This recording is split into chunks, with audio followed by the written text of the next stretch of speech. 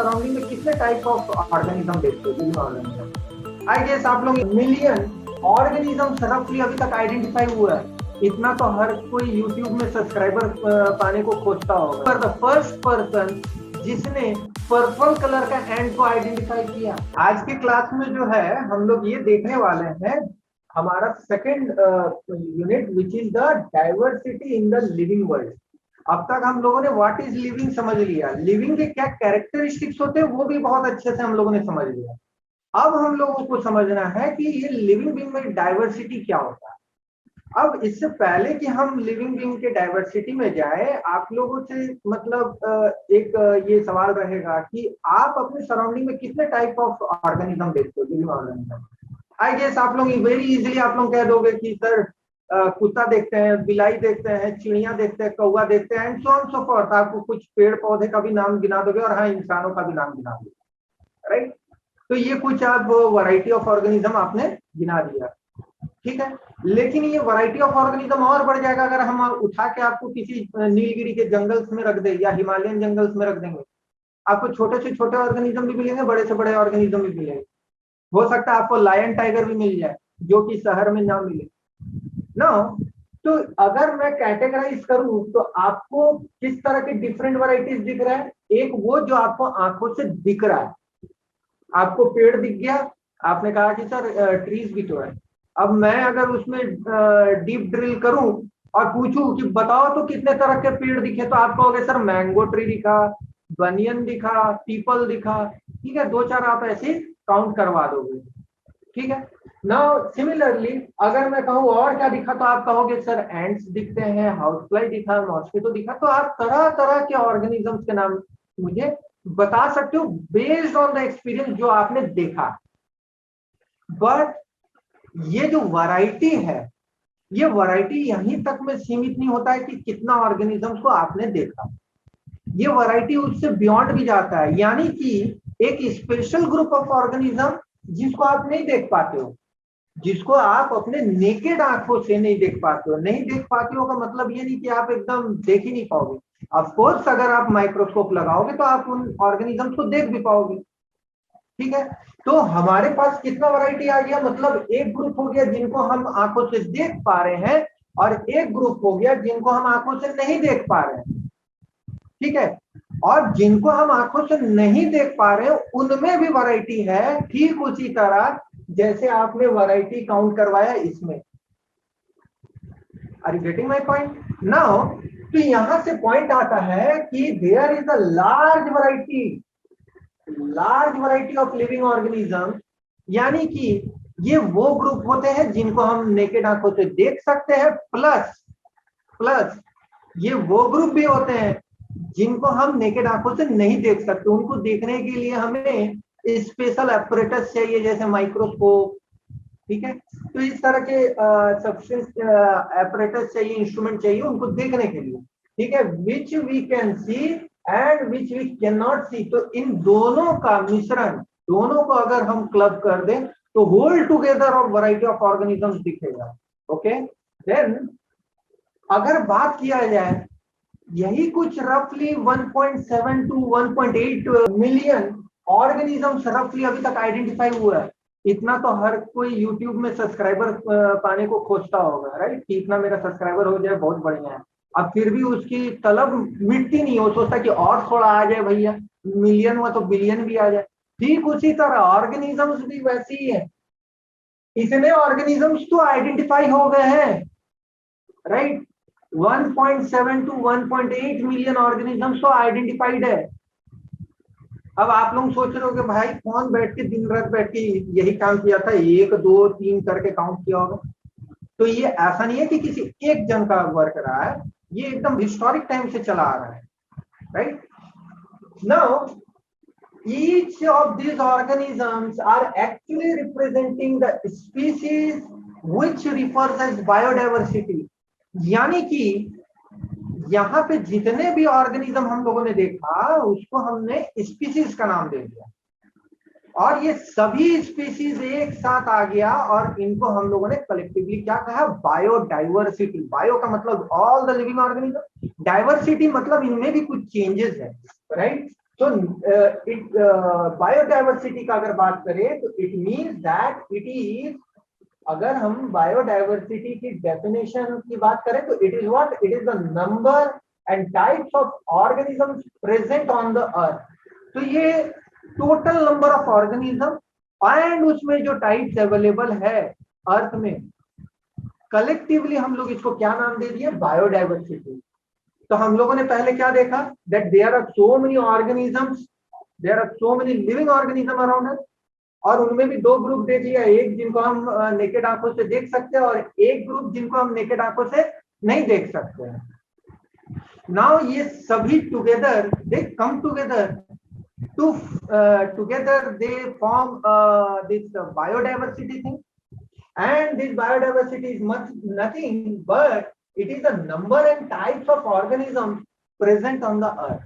तो बायोडाइवर्सिटी और कुछ नहीं है, ये number and types of organism जो अर्थ में अवेलेबल है।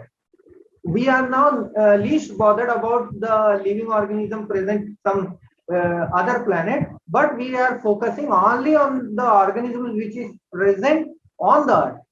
और जब ये ऑर्गेनिज्म का बात हो रहा है तो इसका मतलब इसमें दोनों कैटेगरी आ गए, जिनको हम लोग नेकेड आंखों से देख सकते हैं और जिनको हम नेकेड आंखों से नहीं देख सकते। ये दोनों ऑर्गेनिजम्स को कलेक्टिवली हम लोग क्या कहेंगे, बायोडाइवर्सिटी।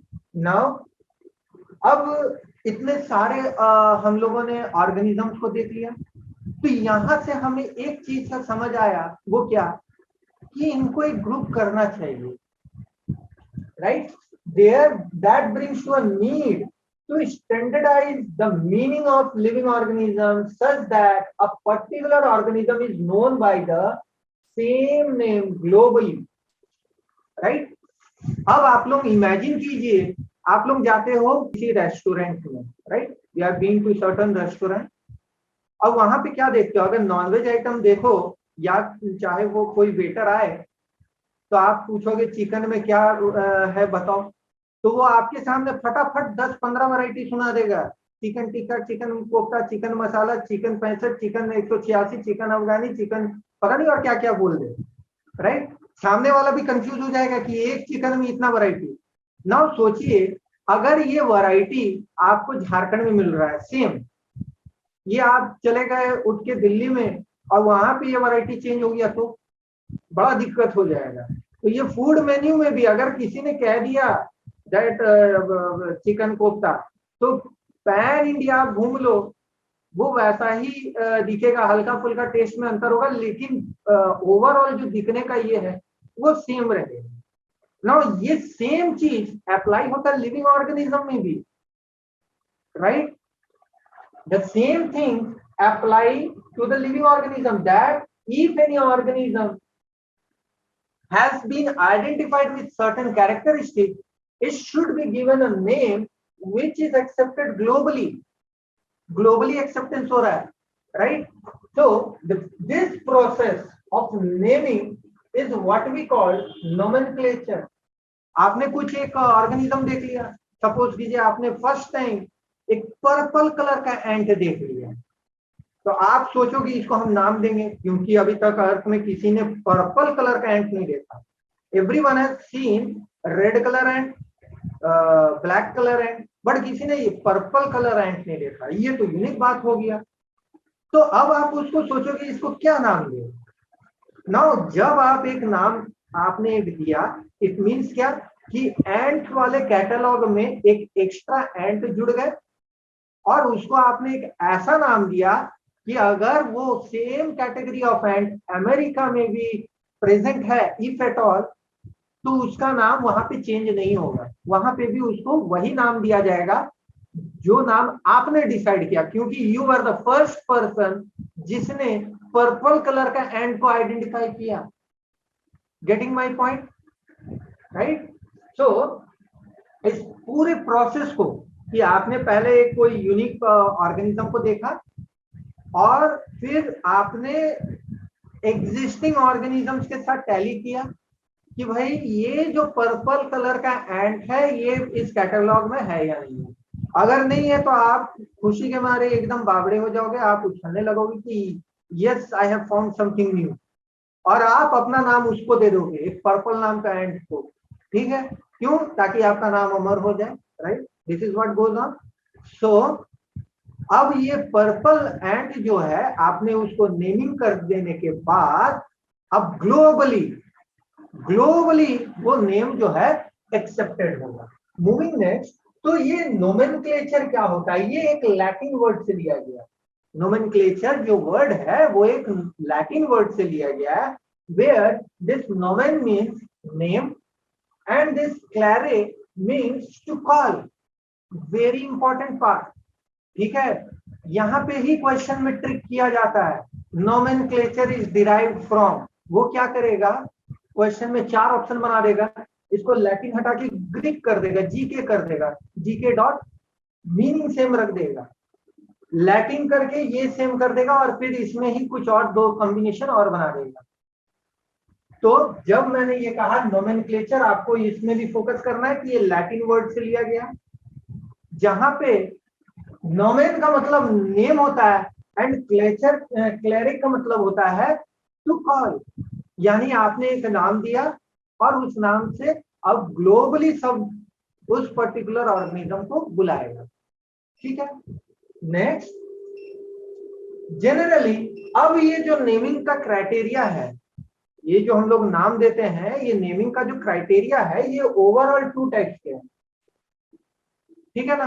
अब एक टाइप हो गया कॉमन नेम, जिसको हम लोग वर्नाकुलर नेम भी कहते हैं। एक कॉमन नेम भी हो गया जिसको हम लोग वर्नाकुलर नेम भी कहते हैं। एंड सेकेंड हो गया साइंटिफिक नेम। साइंटिफिक नेम मतलब जो नेम हम लोगों ने डिसाइड किया, that we have decided to give upon. Next, अब ये हम लोग समझ लिए कि ऑर्गेनिजम्स बहुत टाइप के होते हैं। हम लोगों ने देखा कि 1.7 to nearly 1.7 to 1.8 million organisms है, तो there should be some criteria to name them, और एक इस तरह से उसको नेम करना है कि ग्लोबली उसका नेम चेंज ना हो। इस पूरे प्रोसेस को हम लोगों ने नाम दिया नोमेनक्लेचर, जो कि एक लैटिन वर्ड से लिया गया।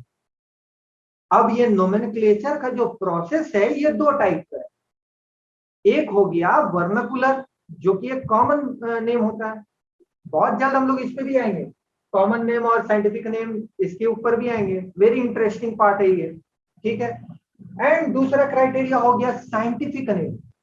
तो बहुत जल्द हम लोग इस पे भी डिस्कस करेंगे कि वर्नाकुलर नेम क्या है, साइंटिफिक नेम क्या है, दोनों में क्या डिफरेंसेस है, दोनों का क्या इंपॉर्टेंस है, सारी बातें को हम लोग देखने वाले बहुत जल्द।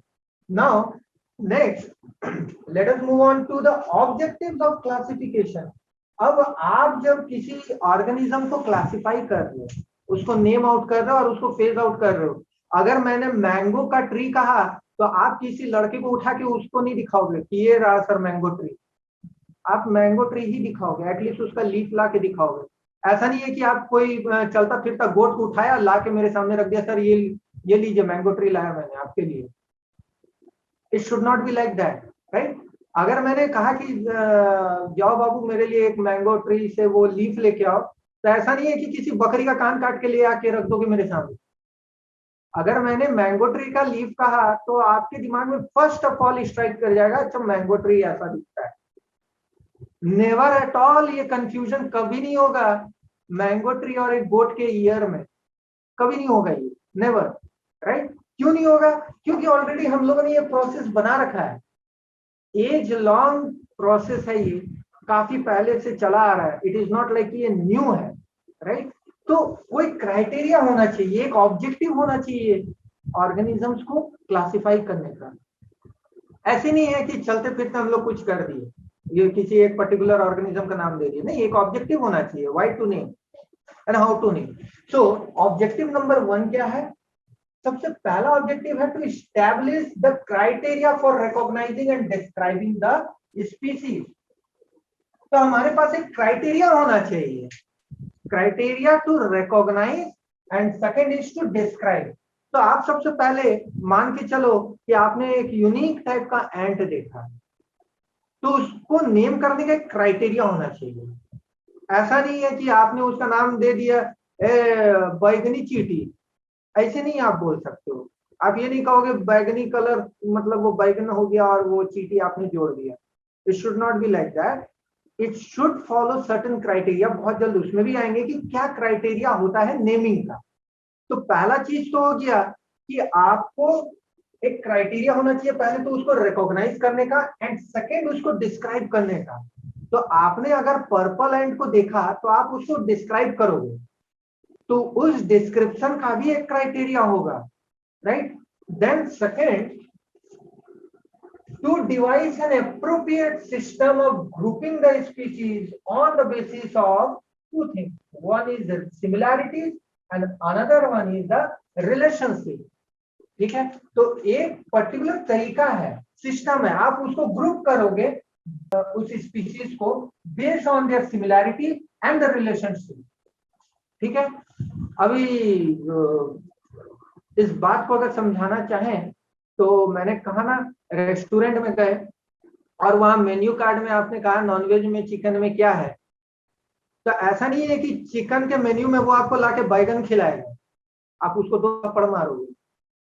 ठीक है, अगर वो कह रहा है 5-6 चिकन के मेन्यू का नाम, तो उसमें क्या है, उसमें सिमिलैरिटी और रिलेशनशिप भी है। सिमिलैरिटी मतलब क्या, जितने भी उसने मेन्यू का नाम बताया सभी में कॉमन क्या रहेगा, चिकन रहेगा। और उसके रिलेशनशिप क्या होंगे कि हाँ भैया वो एक प्याज डाल के बनाया, तो एक में सॉस डाल के बनाया, तो एक में कुछ और तरीका अपनाया, राइट। तो उसके relationship as well as the similarity ये आइडेंटिफाइड होगा, इसके बेसिस में ही आप स्पीशीज को ग्रुप करोगे। अब मान लो ह्यूमन बीइंग है, तो ह्यूमन बीइंग में भी आप सबसे पहले पीछे से चालू होगा कि वहां कहीं एक चिंप टाइप रहा होगा एंसेस्टर, वहां से आगे बढ़ता गया एंड फाइनली जो एग्जिस्टिंग मॉडर्न मैन आपको दिखता है। तो ये क्राइटेरिया हम लोगों ने सेट किया, ठीक है, to group the species. Now ये 2 ऑब्जेक्टिव एक बार हम लोगों ने अचीव कर लिया, then we can proceed with the classification part. Okay, then only we can name certain organism, right. तो हम लोग अभी तक क्या देख रहे थे कि क्लासिफिकेशन का एक सर्टेन क्राइटेरिया होता है जिसके बेसिस में हमको क्लासिफाई करना होगा। नाउ अब हम लोग क्या देखने वाले हैं, systematics. We are about to see the systematics. Now what is this systematic? Okay, तो यहाँ पे हम लोगों को समझने की जरूरत है कि सिस्टमैटिक्स क्या है। That it is a branch. Branch किस चीज का branch? It is the branch of biology that deals with the cataloging of the plants, animal and other organism into categories that can be first named, second compared and studied. तो यहाँ पे cataloguing हो रहा है। Cataloguing is in much same way कि जैसे आप किसी एक रेस्टोरेंट में जा रहे हो और वो वहां पे जो फूड प्रोवाइड कर रहा है उसको एक पर्टिकुलर कैटेगरीज में डाल दिया है। सबसे पहला आपको स्टार्टर दिख जाएगा, फिर veg, then non veg, and अगर वेज में है तो उसमें भी चीजों को कंपेयर कर सकते हो आप, ठीक है ना, एनालिसिस भी कर सकते हो। सिमिलरली यहाँ पे भी जो प्लांट, एनिमल या अदर ऑर्गेनिज्म को आप देख रहे हो तो आप उसको एक पर्टिकुलर ग्रुप में कैटेगराइज करोगे। कैटेगराइज करने के बाद आप उसको कंपेयर कर सकते हो, आप उसके ये में स्टडी भी कर सकते हो। First you have name, then you can compare, then you if you want you can do further study on it also. इस चीज को ऐसे समझिए जैसे कि रिसेंटली अभी वायरस का आउटब्रेक हुआ, वायरल पैंडेमिक का आउटब्रेक हुआ जिसका नाम है कोविड-19। ये लिविंग ऑर्गेनिज्म नहीं है, ये एक न्यूक्लियो प्रोटीन है। इट इज जस्ट लाइक कि वो जैसे हमारे होस्ट के अंदर एंटर होता है या हमारे अंदर एंटर होता है वो एक्टिवेट हो जाता है, लेकिन आउटसाइड वो इनएक्टिवेटेड फॉर्म है। नाउ ये कोविड-19 बिलोंग करता है एक फैमिली जिसको हम लोग पहले से ही कैटेगराइज कर रखे हैं under the name Covid, sorry corona, extremely sorry corona. तो ये कोरोना जो है ये एक पर्टिकुलर ग्रुप ऑफ वायरस है। वायरसेस बहुत टाइप्स के आते हैं, तो ये एक पर्टिकुलर ग्रुप ऑफ वायरस है जिसके आउटर सेल्स में कोरोना यानी रिंग फॉर्मेशन होता है। अब उसमें से एक मेंबर देखा गया विच इज कोविड-19। तो सिमिलरली ये पहले से आइडेंटिफाई हो रखा है, उसको ग्रुप कर रखा है, कैटेगराइज कर रखा है, तभी तो हम लोगों को इस चीज को आइडेंटिफाई करने में ज्यादा वक्त नहीं लगा, तुरंत we have identified all the things has been already been done and it has been kept into the database. ये डेटाबेस एक बनाया गया है जिसमें ये चीज रखा गया है, ठीक है। तो सिस्टमेटिक्स क्या है कि हम पहले उसको देखेंगे क्या है नहीं है, और उसको ग्रुप करेंगे, प्लांट है या एनिमल है या क्या है, देन उसको नेम करेंगे। And name should be in such a way कि हम उसको कंपेयर कर सकते कि जब जी मैंने एक वायरस देखा, या सॉरी मैंने एक बैक्टीरिया देखा, या मैंने एक प्लांट देखा, अब वो कंपेयर करेंगे कि क्या उसके जैसा प्लांट और भी कोई है अर्थ में, नहीं है तो फिर हम उसको एक यूनिक नेम देंगे एंड देन उसके ऊपर फर्दर स्टडी कर सकते हैं। इस तरह से उसको डिस्क्राइब किया जाएगा, राइट।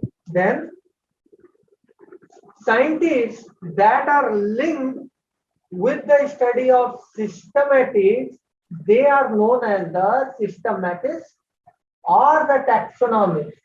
तो ये चीज जो है ये जो कैटेगराइजेशन या catalogue banana, catalogue will be a very abstract term, but आप इसको सिंपल शब्दों में यही समझिए कि ये जो ग्रुप में बनाना है, अलग अलग ऑर्गेनिज्म को ग्रुप बनाकर उसमें रखना है, ये काम ऐसा नहीं है कि सभी बायोलॉजिस्ट करेगा। इसके लिए स्पेसिफिक बायोलॉजिस्ट है, dedicatedly they work into this field only to identify, categorise and then put it into certain group. और अगर कोई वैसा पहले कोई ग्रुप नहीं है तो उसके लिए अलग से एक ग्रुप फॉर्म किया जाएगा, राइट। तो ये काम जो है ये टैक्सोनॉमिस्ट है, वो बैठ के ये चीज करेगा, ग्रुपिंग करेगा और उसमें जो भी नए ऑर्गेनिज्म नए मेंबर का एडिशन जो हो रहा है वो उसमें करता रहेगा, राइट ना। इसी क्रम में एक फेमस साइंटिस्ट है जिनका नाम था सिम्पसन। सिम्पसन क्या कहते हैं कि सिस्टमेटिक जो है ना, it is the branch of biology that deals with the diversity of an organism at every level of classification। आपने मैंगो ट्री को आइडेंटिफाई कर दिया, आपने सबसे पहले तो एनिमल से ट्री को अलग करके आइडेंटिफाई किया। अब जब ट्री को आइडेंटिफाई किया तो आप उसमें भी एक लेवल ऑफ क्लासिफिकेशन जोड़ दिया, जैसे कि ये बनियन ट्री है, ये मैंगो ट्री है, ये कुछ और XYZ ट्री है। तो सिम्पसन यही कहते हैं कि एवरी लेवल में जो क्लासिफिकेशन हो रहा है, इसी ब्रांच ऑफ स्टडी को हम लोग, तो एवरी लेवल में जो क्लासिफिकेशन हो रहा है इसी को हम लोग सिस्टमेटिक्स कहते हैं, राइट। नाउ इंटरेस्टिंगली ये देखा गया है that systematics, taxonomy and classification has been used synonymously. हम लोगों को लगता है कि ये तीनों एक ही चीज है, सिस्टमेटिक्स, टैक्सोनॉमी, क्लासिफिकेशन तीनों एक ही चीज है, but it is not like that. it carries certain different minor meanings, minor differences, and they have their own meaning। but often हम लोग क्या कर देते हैं कि सिस्टमेटिक्स, टैक्सोनॉमी एंड क्लासिफिकेशन को एक ही जैसा ट्रीट करते हैं और हमें लगता है ये एक ही चीज है। we often use it as synonymously, but it is not like that। now अगर देखा जाए सिस्टमेटिक्स तो हम लोगों ने यहाँ समझ लिया कि एवरी लेवल, मैंने एनिमल को प्लांट से अलग किया, तो अब प्लांट के बेसिस में भी हम लोग देखेंगे कि प्लांट भी अलग अलग कैटेगरी है, ठीक है ना, बनियन है, एप्पल है, पीपल है, राइट। तो अब हम लोग क्लासिफिकेशन को समझने की कोशिश करेंगे। क्लासिफिकेशन क्या है? Now it is the process by which anything is grouped into convenient categories based on some observable character।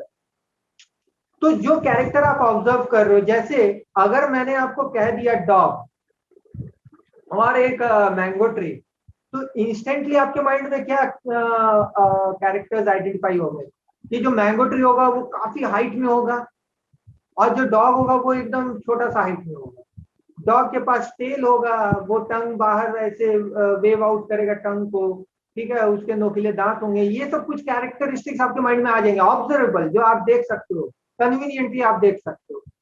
और वही मैंगो ट्री का आप देखोगे कि वो उसका तना काफी स्टेम जो है काफी थिक होगा। ये सब आप ऑब्जर्व कर सकते हो, डायरेक्टली आप देख सकते हो।